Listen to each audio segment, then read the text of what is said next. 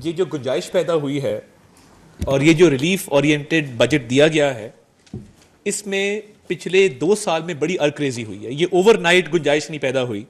And वजीर आजम साहब का बारहा ये वादा था कि जैसे ही गुंजाइश पैदा होगी मैं रिलीफ दूंगा। देखिए, उसमें सरे फहरिस्त जो FBR के रिफॉर्म्स हैं वो मैं समझता हूं कि अनप्रेसिडेंटेड हैं, हिस्टोरिक हैं। मुल्क की तारीख में इतने बड़े रिफॉर्म्स कभी नहीं हुए। एंड आज अगर मैं ये कहूं कि FBR की पूरा स्ट्रक्चर सिफारिश से पाक है, पॉलिटिकल इन्फ्लुएंस से पाक है, तो ये गलत नहीं होगा। अगर आज ये मेरे साथ बैठे हैं, आज मैं इनको किसी अफसर की सिफारिश करूं कि कस्टम्स के फलां पोर्ट पे लगा दें या फलां डिस्ट्रिक्ट में IRS का ऑफिसर लगा दें, शाम तक उस अफसर का सस्पेंशन ऑर्डर मेरे टेबल पे होगा। पॉलिटिकल कल्चर चेंज हुआ। हमारे पास जो हमारी कॉन्स्टिट्यूंसी से लोग आते थे सिफारिशें लेके कि जी मेरा कज़न है, मेरा जानने वाला है, ये कस्टम्स का अफसर है, इसकी पोस्टिंग ट्रांसफर के लिए मैं रिक्वेस्ट करने आया हूं, तो वो कल्चर चेंज हो गया। अब लोग अप्रोच ही नहीं करते। और ये कल्चरल चेंज तब आया जब ये टॉप से शुरू हुआ और प्राइम मिनिस्टर साहब ने इसको लीड किया। लीकेज था, बिलियंस ऑफ रुपीस का लीकेज था और कलूजन थी, करप्शन थी। उसके बाद अगर आप ट्रांसपेरेंसी की बात करें तो ट्रांसपेरेंसी को इंश्योर किया गया फेसलेस सिस्टम्स के थ्रू। अप्रेजमेंट जो पोर्ट्स पे शुरू हुई और अब वो हर डिस्ट्रिक्ट तहसील लेवल पे जाएगी। इसके साथ साथ बहुत इंपॉर्टेंट ये है कि इन्फोर्समेंट इंडस्ट्री के लेवल पे कि जहां पे लीकेज बहुत ज्यादा थी, शुगर इंडस्ट्री से आगाज किया गया। 60 बिलियन की एडिशनैलिटी है। एक तनख्वाहदार तबके वाला आदमी शुगर इंडस्ट्री का बोझ क्यों उठाए कि जिनके प्रॉफिट्स मैसिव हैं मगर टैक्स कलेक्शन में उनका कंट्रीब्यूशन कम है। तो ये जो ओवरऑल रिलीफ का एक नैरेटिव है, इसके पीछे मेहनत बहुत सारी हुई। इसके अलावा मैं लिटिगेशन की भी बात करना चाहता हूं। लिटिगेशन के अंदर होता क्या था? सिफारिश पे वकील भर्ती हुए, उन्होंने कलूजन की, उन्होंने दूसरी पार्टी के वकील के साथ मिलकर तय कर लिया कि यार ये 6-7 साल इस केस को चलाते हैं और इसके अंदर जो टैक्स पेएबल FBR को वो पड़ा रहे, वो फ्रोजन पड़ा रहे, या वो जिसने टैक्स अदा करना है उसके पास पड़ा रहे, कोई बात नहीं। तो देखिए, ये तिनका तिनका करके one step at A time ये गुंजाइश पैदा की गई है through efficient systems, through IT based systems and through absolute transparency. ये गुंजाइश पैदा हुई है अमंग्स अदर मेजर्स। और बहुत सारे मेजर्स हैं जिनका मैं जिक्र कर सकता हूं, मगर ये मच नीडेड रिलीफ जिसका वादा वजीर आजम ने किया, आज हमें खुशी है उनकी पूरी माशी टीम को हमें कि आज वो वादा वफा हुआ जो मुख्तलिफ तबकात से किया गया था। Salaried class being at the top, और उसके साथ साथ एक्सपोर्टर्स के लिए इतनी बड़ी गुंजाइश पैदा की गई है कि वो अब कंपेटिटिव होंगे। हमारी जितनी एक्सपोर्ट्स बाहर जाती हैं, हमें खुशी होती है जब मेड इन पाकिस्तान का टैग आप किसी भी बाहर के मुल्क में देखते हैं। हमारी प्रोडक्ट्स वो रीजन के अंदर मजीद कंपेटिटिव होंगी और उससे ज़र मुबादला आएगा, उससे फॉरेन एक्सचेंज रिजर्व्स आपके बढ़ेंगे, एक्सपोर्ट लेड ग्रोथ की तरफ आप जाएंगे। तो एक्सपोर्टर्स के साथ साथ मैं समझता हूं कि मिडिल क्लास के लिए स्पेशली जो बहुत बड़ी गुंजाइश लोअर मिडिल क्लास के लिए पैदा की गई है थ्रू अपना घर प्रोग्राम।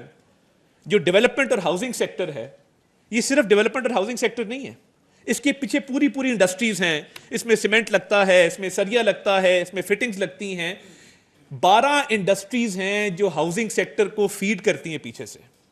इस बात का भी एहसास किया गया और जो लोन्स भी डिस्पर्स किए गए हैं 90 अरब के हाउसिंग सेक्टर के लिए, उसकी भी प्रोविजन इस बजट में रखी गई है। मगर इसके साथ साथ मिडिल क्लास के लोग बहुत सफर कर रहे थे कि जब वो sale and purchase of property करते थे, छोटी उनकी होल्डिंग होती थी लैंड की या घर की या किसी भी प्रॉपर्टी की, उसके ऊपर टैक्स ज़्यादा था। तो मिडिल क्लास के लिए वो भी गुंजाइश रखी गई है। और मैं समझता हूं कि ये हर किसी का बजट है।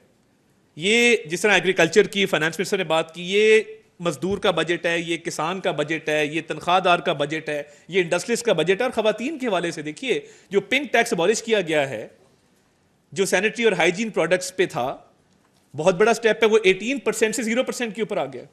सो आई बिलीव हर सोसाइटी के तबके को इसके अंदर केटर फॉर किया गया है, मैक्सिमम रिलीफ प्रोवाइड किया गया है। और मैं माजी का जिक्र जरूर करूंगा, I am a politician, and मैं आपकी जरूर तवज्जो दिलवाऊंगा कि शर्तें लग गई थी डिफॉल्ट के ऊपर। आप सब गवाएं, आप सारे बैठे हैं, कोई इसमें डाउट नहीं है। लोगों ने शर्तें लगा ली थी कि जी ये आज डिफॉल्ट हुआ, कल डिफॉल्ट हुआ और हम दहाने के ऊपर हैं। देखिए, फ्रॉम दैट पॉइंट ऑनवर्ड्स ये जर्नी कोई आसान जर्नी नहीं थी। हमने कौम का भी शुक्रिया, वज़ीर आज़म ने भी कल अपने बयान में कहा कि जिन्होंने सब्र तहम्मुल का मुजाहरा किया, आपको तो हमारे सब्र की भी दाद देनी चाहिए। हमने आपकी भी तनकीद 2 साल बड़े फराख दिली के साथ बर्दाश्त की, बट आज मैं चाहूँगा कि जिस तरीके से आप हमारी इस्लाह करते रहे और तनकीद बराए इस्लाह करते रहे, मैं चाहूँगा कि आप दिल खोल के दाद भी दें कि जिस तरीके से इस बजट के अंदर the entire economic team led by the prime minister has made the impossible possible. तो मैं ये समझता हूँ कि ये ऑल इंक्लूसिव बजट है, रिलीफ ओरिएंटेड बजट है, और इंशाल्लाह ताला ये आज बुनियाद रख दी गई है कि देखिए, पहला इकोनॉमिक ऑब्जेक्टिव था to achieve stability, macro economic stability achieve हुई, दुनिया ने उसको तस्लीम किया। मैं आपको डेवोस की एग्जांपल दूं, डेवोस के अंदर एमडी आईएमएफ ने पूरी दुनिया के सामने खड़े होकर कहा कि पाकिस्तान ने जो स्ट्रक्चरल रिफॉर्म्स किए हैं, जो मैक्रो इकोनॉमिक स्टेबिलिटी की है और जो उनका होम ग्रोन एजेंडा है, वो काबिल सताइश है। हमारे सक्सेस मॉडल्स, एफबीआर का मॉडल वर्ल्ड बैंक के सामने पेश किया गया, और ये सिर्फ वर्ल्ड बैंक ने इसको अप्रिशिएट नहीं किया, बट दुनिया के ममालिक में बहुत ज्यादा इसकी सताइश की गई। इसके साथ साथ देखिए, कैशलेस इकोनॉमी के ऊपर जो इनिशिएटिव्स बिलाल कियानी साहब इसको देखते हैं, उसके जरिए एक बहुत बड़ा अनडॉक्यूमेंटेड सेगमेंट था इकोनॉमी का, उसको डॉक्यूमेंटेशन के अंदर लाया गया। टैक्स की लीकेज वहां से भी हो रही थी ना, बिकॉज कैशलेस था।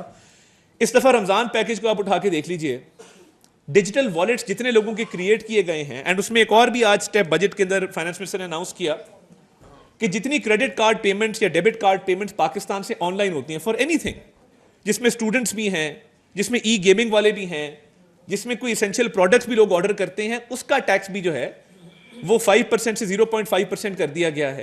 वो भी मिडिल क्लास के लोग होते हैं मेजॉरिटी। तो ये बजट मैं समझता हूं कि it's a complete document which provides relief and a way forward and a path towards growth, जिसका प्राइम मिनिस्टर ने आपसे वादा किया था। थैंक